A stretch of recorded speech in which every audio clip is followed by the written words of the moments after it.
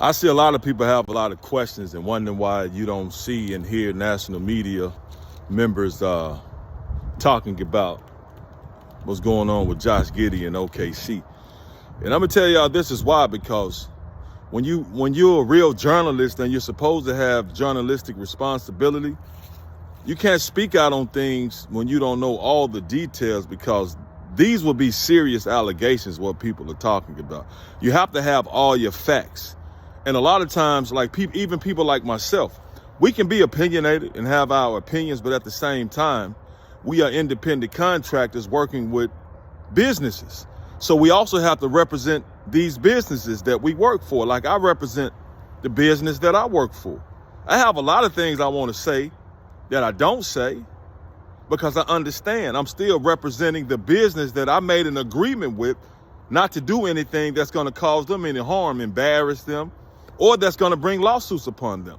So I heard Stephen A. Smith's explanation of why he hasn't talked about it and why you don't really hear national media members talking about it, because those are some serious allegations, and you can get yourself sued, you can get yourself fired, you can get your business fired.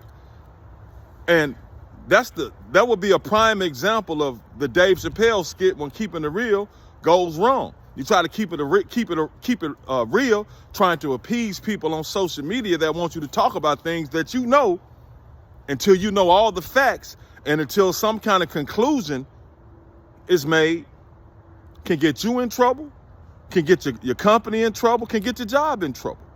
So that's why I know people automatically assume, you have to understand that we have the United States of America, but think about that word. It's the states that are united in America. So each state has different laws. What's legal here in Memphis, Tennessee, or in Tennessee, not necessarily is legal in another state. So that's why you have state laws and you have federal laws. Somebody commit a state crime is not necessarily a federal crime. So that's how that goes. But at the same time, though, even though something is legal in the individual states, the NBA does go by and says that, even though it's legal, optics mean everything.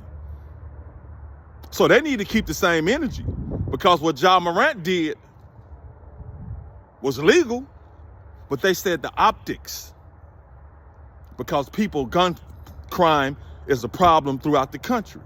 What he did was legal, but he got suspended because of the optics of it. So the NBA needs to keep the same energy. Optics mean everything for their business, correct? For the NBA business, correct? Ja Morant had to deal with the optics.